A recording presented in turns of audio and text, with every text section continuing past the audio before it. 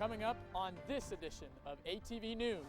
I think the car's been in there a while. We don't know when the accident happened. We'll show you how this overturned SUV was found and what was in it. Cars are supposed to give you 3 feet when you're riding a bicycle, and you're supposed to wear a helmet. I'll show you why that's not enough. We'll tell you how USU honors their veterans and how many are in your classes. The next 7 days are pretty boring weather-wise. I'll show you which day reaches the single digits. 9 dunks and 12 three-pointers. I'll show you the plays behind the stats that had the spectrum so funky.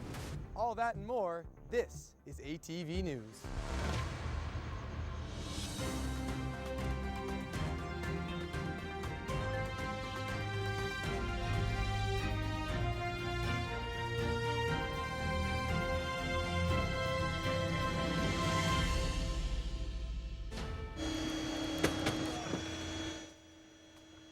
A towing company pulled this car out of the Logan River around 11 a.m. on Monday after someone jogging by discovered the vehicle overturned in the water.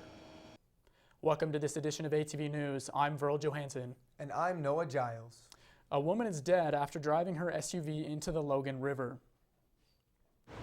The jogger found her SUV upside down in the river. He got someone in the nearby water research lab to call 911 and jumped in to pull the driver from the car. She was not responsive. We're hoping that, she makes it, but I think the car's been in there a while. We don't know when the accident happened. Paramedics arrived and took the woman to the hospital. First responders checked to see if there was anyone else in or around the car and had to pull it from the river through the thick brush and trees.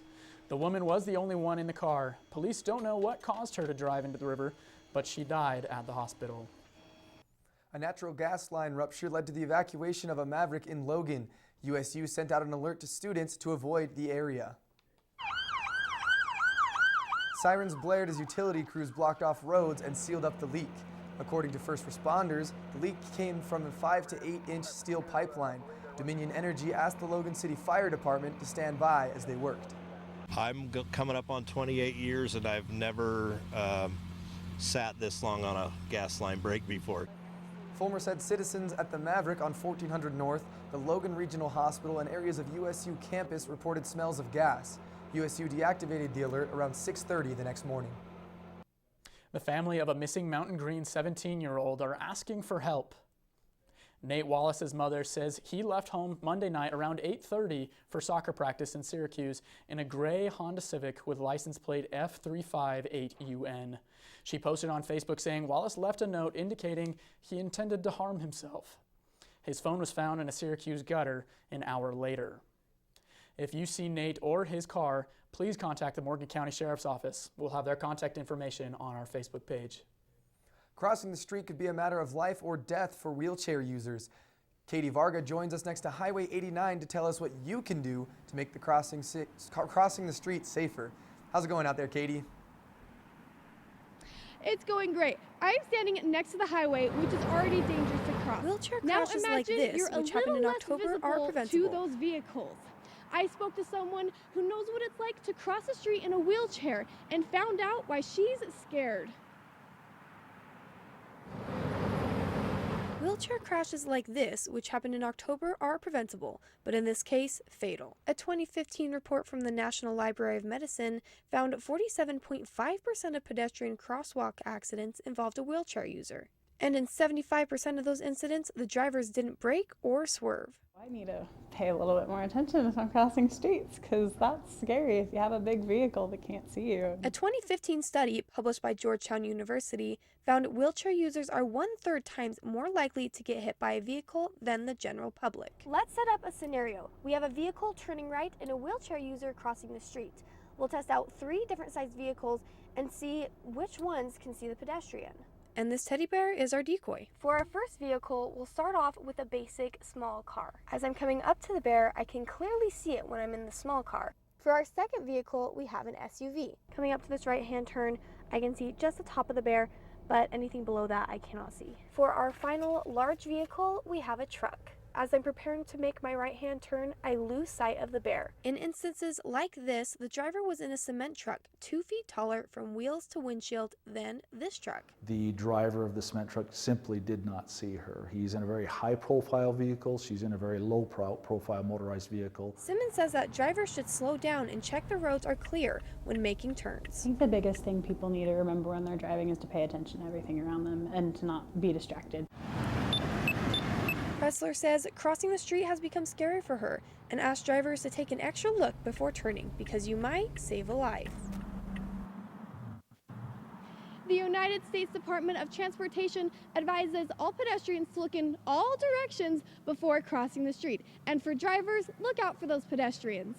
Now, joining me live is Claire Scott. So, Claire, pedestrians aren't the only ones who are supposed to be watching out for cars, right? That's right, Katie. Cars have killed more cyclists this year than in the past 10. Now, Utah law says that bikers have 3 feet on the road, but as you can see, that's not that much room. I spoke with some bikers to see what they're doing to address the growing danger. Justin Haslam sets off on his road bike, a rarer sight these days after he was hit by a car. I told my wife, Kim, if I was to die, that she should remarry. So it was like sarcasm and a joke, but it's probably something I shouldn't have said in hindsight. 10 years ago, Haslam was riding through Sardin Canyon from Logan to Ogden. Just as he was approaching the first exit towards Brigham City, a car hit him. No, it's the last thing that I remember. Ended up landing on my back, apparently, and the reason I know that is because I've got scars up and down my back from it. Chad Harris got hit too. Ended up with fractured skull, fractured maxilla, broken zygoma. For some, an injury is a grave reminder to be cautious. I love cycling, and nothing's going to stop me from doing it. For others, an injury can end a hobby they love. I hardly road bike anymore. It makes me pretty nervous. Though 2022 isn't over, 0 fatalities reported, 15 cyclists killed in vehicle-related crashes, the highest in more than 10 years. With statistics like these, helmets aren't enough. While they protect the outside of their head, riders need to use the inside. Utah law states if you're biking, you should be alongside traffic and avoid riding on sidewalks. When I come to a stoplight or something like that, I'm in the lane of the car, so they notice me there. Harris says he stays aware, but distracted motorists are often to blame in auto bicycle crashes. It was one of them that hit Haslam. Somebody in the car had kind of reached over to the other side, trying to grab something, and kind of pulled the steering wheel over towards me as well. Drivers have a responsibility to watch out and be careful.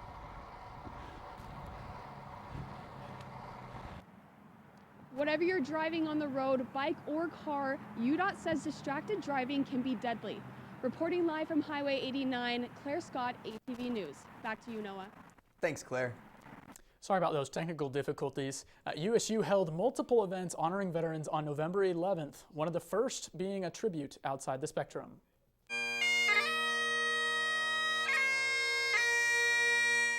Bagpipes filled the brisk morning air to honor veterans here at USU. The Veterans Resource Office Center says there are 371 students, 75 staff, and 22 faculty veterans at Utah State. I just think we're better men and women when we have a veteran in our life, somehow, some way, some shape or form. Allen says Eric Olson, the Vice President of Student Affairs, paid for the barbecue. Allen says he hopes in years to come more students will come and grab a plate to honor and thank our veterans. Another Veterans Day event was the annual USU ROTC Cadet Corps Vigil. Marcus Lamb shows us why these cadets endured the freezing temperatures for 24 hours. ROTC recruits marched on, enduring freezing temperatures throughout the night. This vigil began at 5 p.m. and is going for 24 hours straight. It's a great opportunity to remember those who came before us. The recruits take shifts, and just like clockwork, they change on the hour. I was a little worried that I was going to mess up a lot, so I was very focused on making sure I got everything perfect. The cadets demand perfection from themselves. The vigil honors soldiers who are MIA, KIA, or POW, and other soldiers who are still in the fight. What I have to do is nothing compared to what some of them had to do. The flag you see in my hand is more than just for show. Each flag represents a soldier who is either MIA or KIA. and each one planted shows respect. People passing by could put in a flag to show their gratitude. In general, I appreciate all the contributions that the military does for our country. A good soldier follows orders, but from what I saw, an even greater soldier shows respect. We're always thankful for their sacrifice that they make for us. Marcus Lamb, ATV News. The flags planted in the quad have been put away until the next Veterans Day Vigil next year. For the last event of the day, the American Festival Chorus had their Veterans Day concert. The USU Symphony and Orchestra and Choir performed songs like Proud to Serve and other patriotic melodies. The music director Craig Jessup says music is a great way to remember those who have served. I'll keep doing this if I do nothing else. Every year honor these veterans for the service that they give to our country. Other than music, they had speakers talk about their own experiences and memories with the military. Coming up, we'll show you which one of these designs made the final cut for the new state flag. And coming up in weather, we'll have the 7-day forecast. The current temperature is 34 degrees. Patriotism. It inspires passionate debate and it's worn like a badge of honor with good reason, because it means love and devotion for one's country. But what really makes up this country of ours? It's the people. To love America is to love all Americans. This year, patriotism shouldn't just be about pride of country. It should be about love. Love beyond age, sexuality, disability, race, religion, and other labels. Because love has no labels.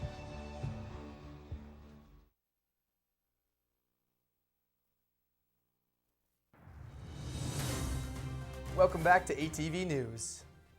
Thanksgiving is coming up and you'll have to find somewhere else to eat free this year. If you want connection and if you want to learn about... Sorry about that, guys.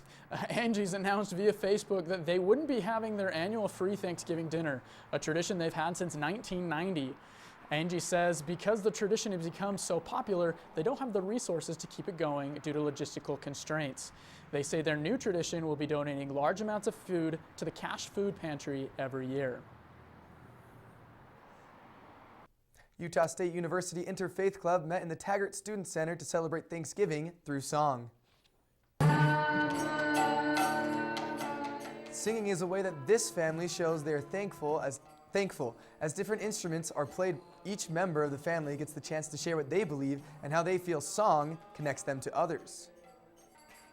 If you want connection and if you want to learn about others, because the world is so different, everyone is so different. Even if you're part of the same religion, you're going to be completely different. Field also says connection is important because when you are connected, you can support each other no matter what your beliefs are. Now, I know Thanksgiving is still a week away, but what are you guys planning on doing for the break? You know, my grandparents are celebrating Thanksgiving early. All of my cousins and extended family decided to go to the in-laws. I mean, I'm just going back to mom and dad's as per the usual. I mean, for me, my wife just had a baby, so we're not going anywhere, especially with all these cold temperatures. Right, yeah. This week we're gonna have some pretty relaxed weather, but you know, there is some pretty cold temperatures happening this week. I'll show you more in weather.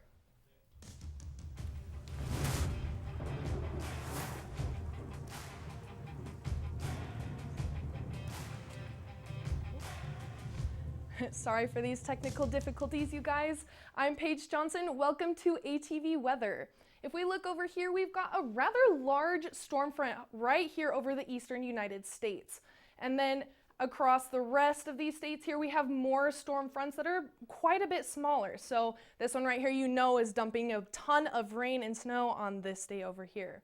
If we take a look over here on this side, you know, the western United States, not much is happening. If we look at our state radar here, pretty much the same, pretty boring, just like I said earlier in the show. If we look at our 7-day though, we've got lots of sun here and some pretty chilly temperatures. If we take a look at the lows for this week, you see we reach single digits on Friday. So make sure you guys are bundling up and preparing for that cold weather.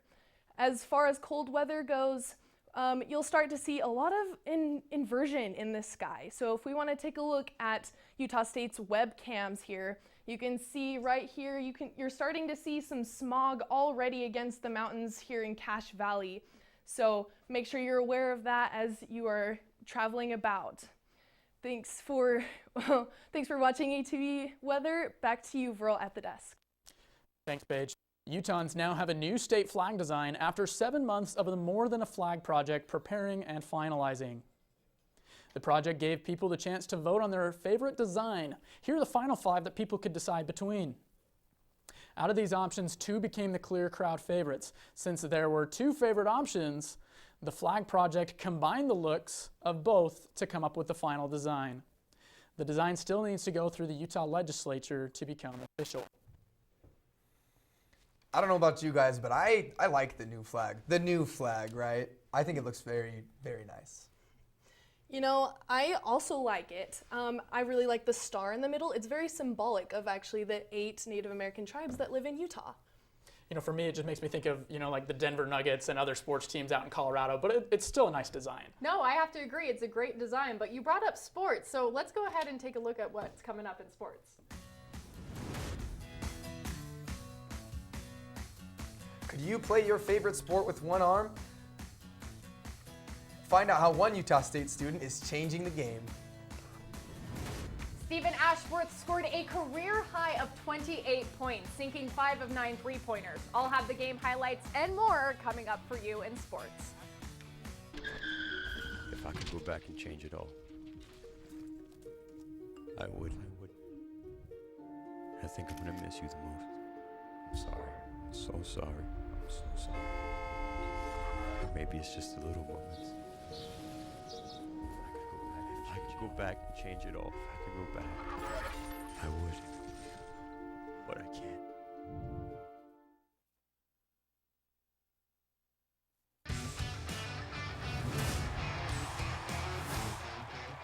With a steal from Santa Clara's Parker Braun, our very own 23 Taylor Funk brought the Spectrum to Funky Town with not only 1, but 2 back-to-back dunks in the first half of the game. But he wasn't done yet. Welcome to this edition of ATV Sports. I'm Annika Johns.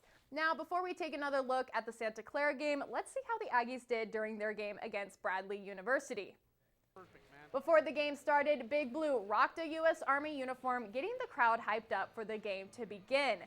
And that excitement stuck around as Stephen Ashworth passed the ball to Dan Aiken, who, despite being knocked to the ground, made this layup on his way to 10 points for the night. Ashworth wasn't done dishing dimes, though, as he finished with 6, including setting up Max Shulga's only 3-point make of the game. But Ashworth still wasn't done. The Utah County native scored a career high of 28 points, sinking 5 of 9. Ashworth put in the ball in again and again, and, well, I think you get the point. Come halftime, the Aggies led the Braves 45-32, but the score didn't stay there for long. Shulga, taking a note out of Ashworth's book, assisted Trevin Durius with a fake handoff to a slam. The fake-outs did continue as Ashworth and Jones saw their defenders fly by in the air before sending a cross-court pass to number 24, Z Hamoda, for the 3.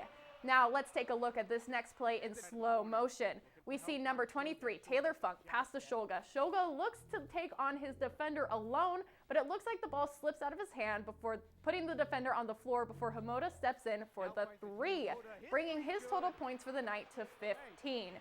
And we can't talk about this game without mentioning USU's very own Mr. Clean, who made an appearance to help wipe up the tears Bradley spilt after losing to the Aggies. The game finished with a score of 84-62. Now, Ashworth was the star of the Bradley game, but Taylor Funk took the Santa Clara Broncos to Funky Town.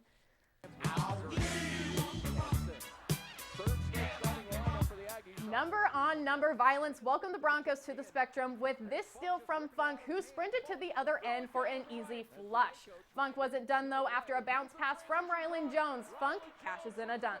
Z Hamoda faked the defenders and threw it to nobody, but wait, there's Rylan Jones in the back for a wide open 3.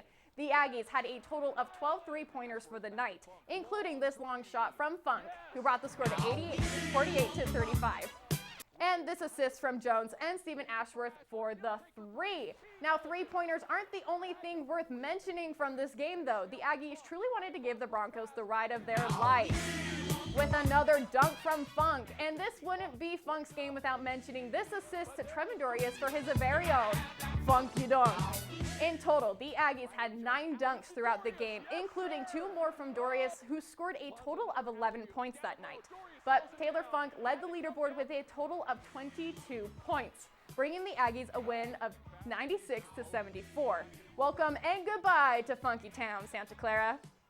Women's volleyball had back-to-back games this week, starting with the game against the San Jose Spartans. This 5-set game started off with a receive from outside hitter Shelby Capion, who passes it to Leah Wilton-LeBoy before Emily Turner slams it over the net for her first kill of the game.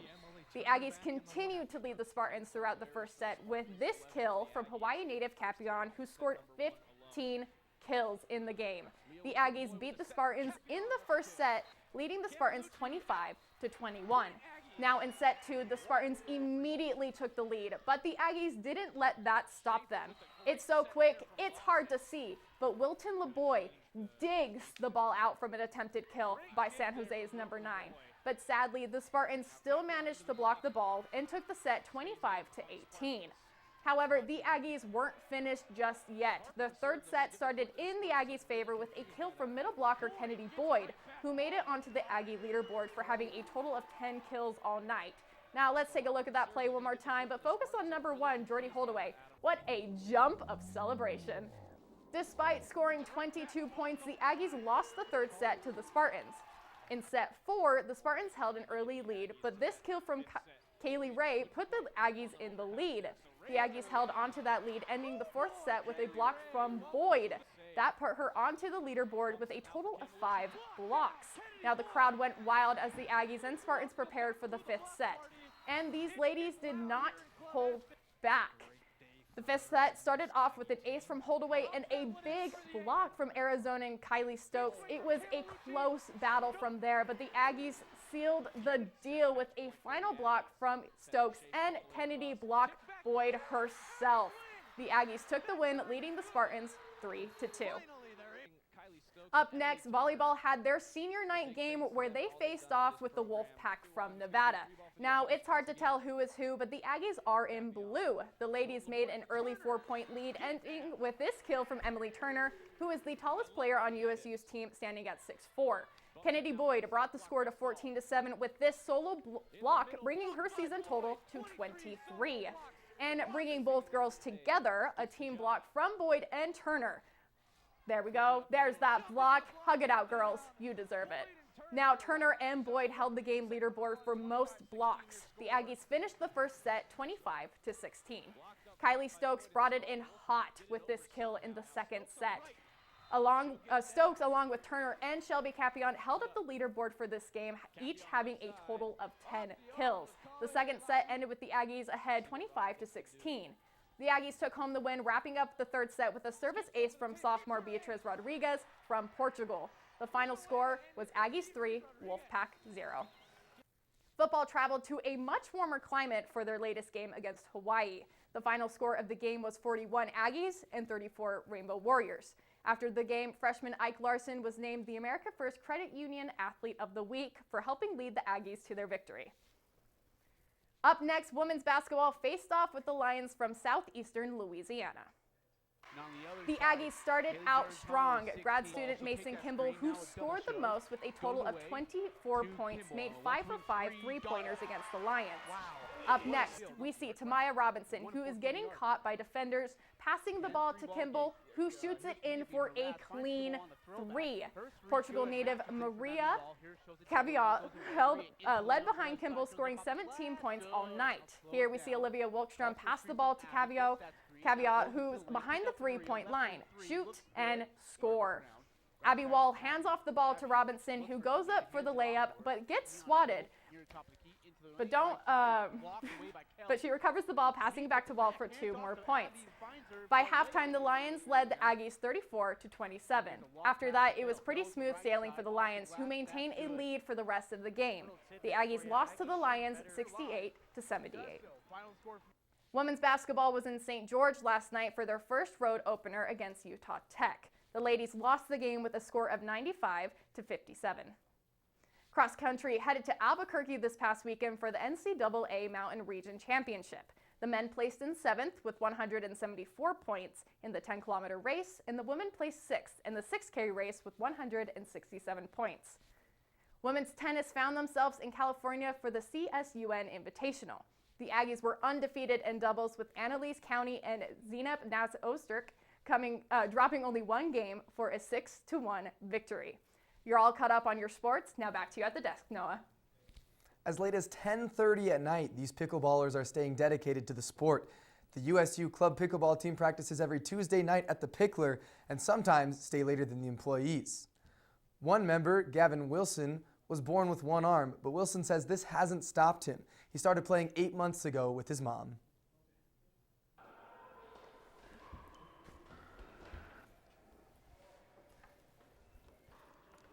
I like playing pickleball just because my mom got me started into it. So it's just like, it's the way I connected with her over the summer, like after I graduated, before I went off to college.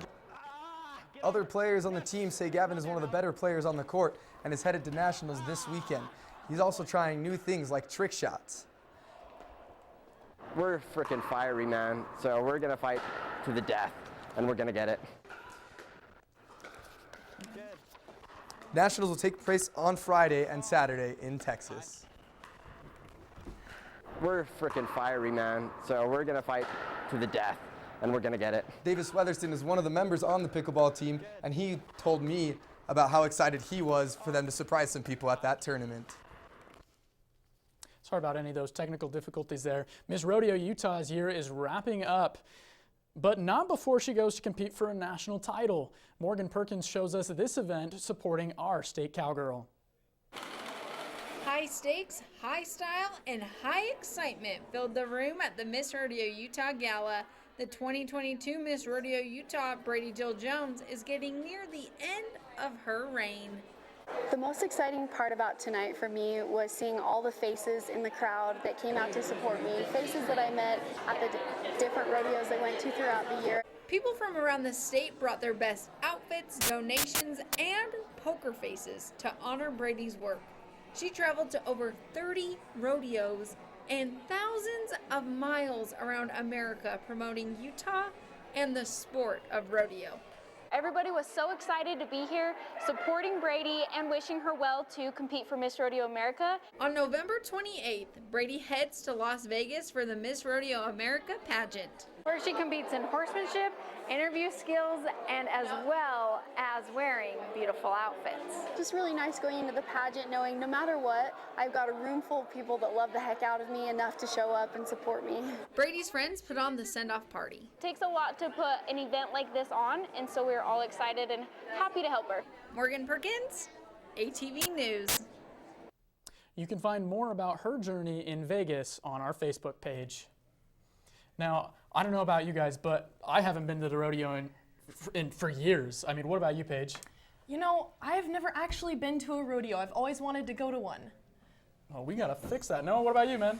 I think the last rodeo I went to was last year, was the USU Club Rodeo, and it was pretty cool. They sang, it was very like country vibe. I mean, it's a rodeo, right? But I mean, the way that they like sang the national anthem, and I mean, there was like a prayer before too, and it was very like, bless the livestock. It was awesome. It was such a good experience. Now, pretty paltry attendance from us. Annika, you work with horses. You've probably been to a rodeo recently, right? Oh, actually not really. Rodeos aren't my style of riding, so I just kind of do my own thing and ride English on the weekends. Well, there you have it. Thanks for joining us on this edition of ATV News. You can find this and other editions on our Facebook page. We'll leave you with some more patriotic shots of the Veterans Vigil and God Bless America from the Tribute. Have a great week, Cache Valley.